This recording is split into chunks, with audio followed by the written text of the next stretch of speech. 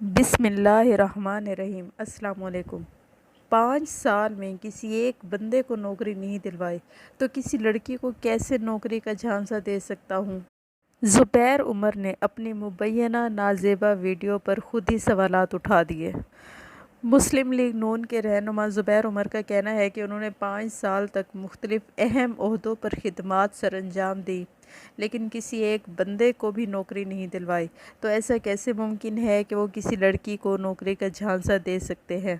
میں آپ کو یہاں بتاتے چلوں کہ لگ رہا ہے کہ آج زبیر عمر نے سچ بول ہی دیا ہے کہ 5 سال میں تو کیا پوری زندگی اس نے کسی کا کوئی کام نہیں کیا۔ اینی ویز میں آپ کو بتاتے چلوں کہ اینکر پرسن منصور علی خان سے گفتگو کرتے ہوئے زبیر عمر نے کہا کہ وہ 2013 سے 2018 کے دوران مختلف اہم ترین عہدوں پر فائز رہے۔ وہ نجکاری کے وزیر تھے، اس کے بعد گورنر سندھ رہے۔ انہوں نے 5 سال میں کسی کو نوکری نہیں دلوائی۔ ایک بار خاکروب کی نوکری کے لیے 50 سفارشیں آئیں لیکن وہ اس میں بھی نہیں پڑے۔ انہوں نے کہا کہ انہوں نے تو اپنے اسکول لائف میں کبھی کسی سے لڑائی نہیں کی، زندگی میں کسی کو تھپڑ نہیں مارا، تو کسی لڑکی کو جان سے مارنے کی دھمکی کیسے دے سکتے ہیں؟ یہ لڑکیاں ہیں کہاں؟ کون ہیں؟ سامنے کیوں نہیں آتی؟ اب مجھے آپ بتائیں، اگر وہ لڑکیاں سامنے آ جائیں تو کیا یہ گھٹیا انسان ان کو چھوڑے گا؟ یہ نہیں چھوڑے گا۔ اور دوسری بات یہ عدالت کیوں نہیں جاتا؟ یہ ویڈیو کا فورینسک کروائے، دودھ کا دودھ اور پانی کا پانی ہو جاتا ہے، لیکن یہ اس کے بارے میں کہتا ہے کہ اگر کوئی سمجھتا ہے کہ میں FIA سے درخواست کروں گا یا ویڈیو فورینسک کراؤں گا، وہ نہیں ہوگا۔ شیخ رشید ان اداروں کے سربراہ ہیں، وہ تو میرے خلاف 100 گواہ لے آئیں گے۔ میں اپنی گردن شیخ رشید کے حوالے نہیں کر سکتا کہ تم میری گردن کو پیس دو۔ میرا اس ویڈیو کی تحقیقات کے حوالے سے جن سے رابطہ ہوا ہے ان کے بڑے حوصلہ افزا نتائج بھی ہیں، لیکن میں وہ باتیں ابھی شیئر نہیں کرنا چاہتا۔ پھر زبیر عمر نے یہ بھی کہا کہ ماضی میں شیخ رشید نے کہا تھا کہ جس نے میری ویڈیو کا مطلب شیخ رشید کی ویڈیو کا فورینسک کروانا ہے کروا لے، لیکن شیخ رشید تو اسی کرسی پر بیٹھا تھا اور ادارہ بھی اسی کے انڈر تھا، تو کس نے کروانا تھا اس کی ویڈیو کا فورینسک؟ پھر زبیر عمر نے کہا یہ تو رانا ثناءاللہ کے خلاف ڈرگز کے سلسلہ میں بھی گواہ لے کر آ گیا تھا۔ اینی ویز پھر محمد زبیر نے کہا کہ کبھی بھی میں نے ایسا مس کنڈکٹ نہیں کیا جو پاکستان کے لیے، گورنر کے عہدے کے لیے یا کسی کے لیے بھی شرمندگی کا باعث ہو۔ اس حوالے سے میری اسد عمر سے بھی بات ہوئی ہے۔ ظاہری سی بات ہے، بھائی ہونے کی وجہ سے یہ سب ان کے لیے بھی مشکل ہوگا۔ انہوں نے کہا کہ اس ویڈیو کے بعد مجھے پیغام آیا ہے کہ میں سیاست چھوڑ دوں۔ یہ میسج ابھی بھی میرے پاس محفوظ ہے۔ میں ڈروں گا نہیں اور ڈٹ کر میاں صاحب کے بیانے کے ساتھ کھڑا رہوں گا۔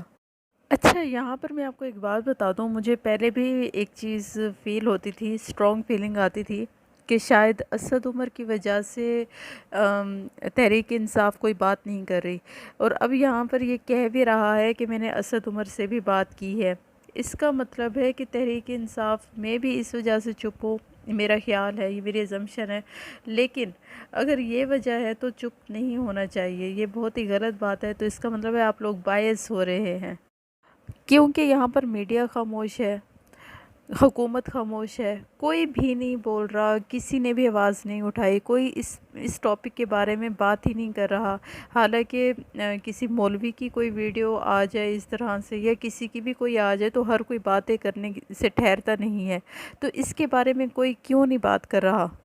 اور کبھی آپ نے نوٹس کیا کہ پارلیمنٹ میں زیادتی کرنے والے ملزم کو پھانسی دینے کا بل منظور کیوں نہیں ہوتا؟ اس کے پیچھے ایک وجہ ہے، کیونکہ حکومت کے خود بہت سارے لوگ اس گندے اور غلیظ کام میں ملوث ہیں۔ آپ کو پتہ ہے کہ مریم نواز کہتی ہیں کہ محمد زبیر اب بھی میرے ترجمان ہیں، مجھے ان کی ذاتی زندگی میں دخل اندازی کرنے کا کوئی حق نہیں ہے۔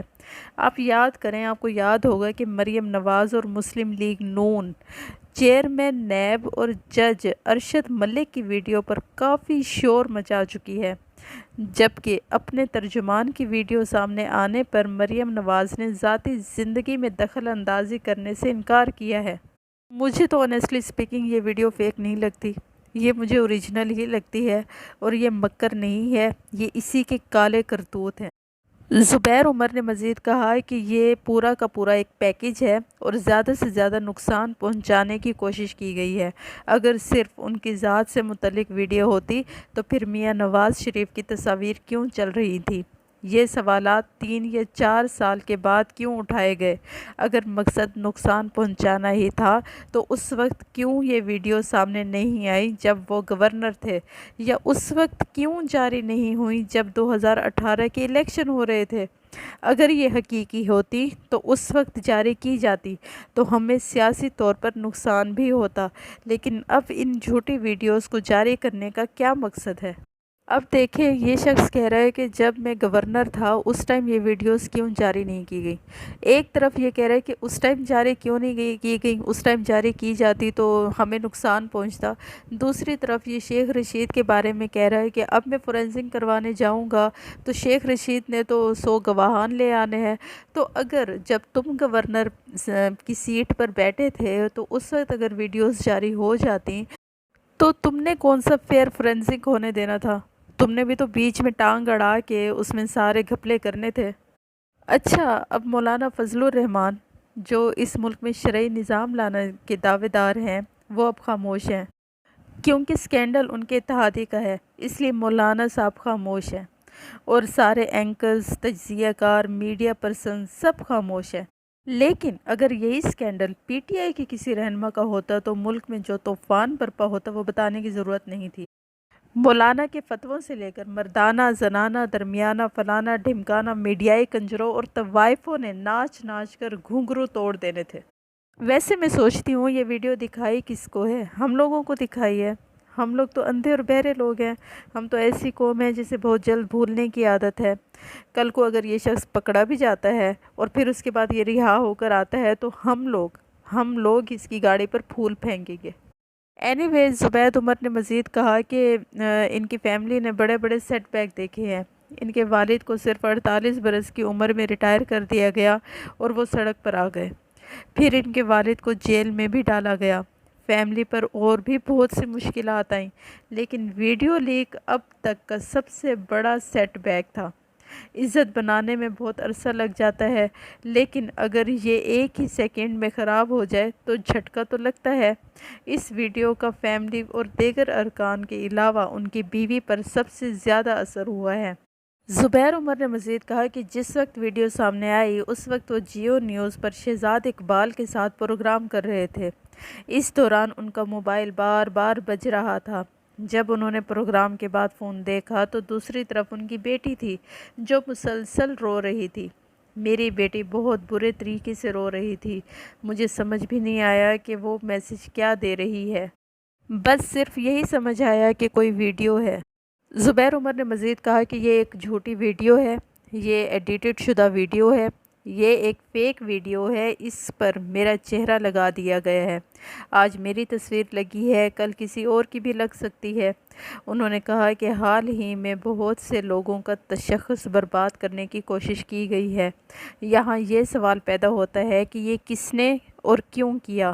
کیا سیاسی سٹیج پر یہی طریقہ رہ گیا ہے؟ اب آپ زبیر عمر کے مزید ڈرامے سن لیں۔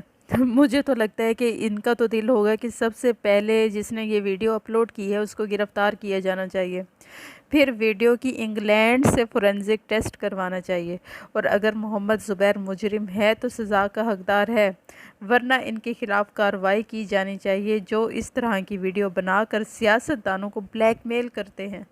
اور ایک اور چیز بھی ہو سکتا ہے کہ مفتی عزیز کی طرح زبیر کو بھی نشہ آور چیز کھلائی گئی ہو۔ ویڈیو میں صاف ظاہر ہے کہ ان کا بدن حرکت نہیں کر رہا۔ اینی ویز، میری ویڈیو یہیں تک تھی۔ اگر آپ کو لگتا ہے کہ میرا چینل سبسکرائب کرنا چاہیے تو کر دیں، اور ساتھ میں بیل آئیکن کے بٹن کو بھی دبا دیں تاکہ میری ویڈیوز آپ تک پہنچتی رہیں۔ نیکسٹ ویڈیو تک کے لیے اللہ حافظ۔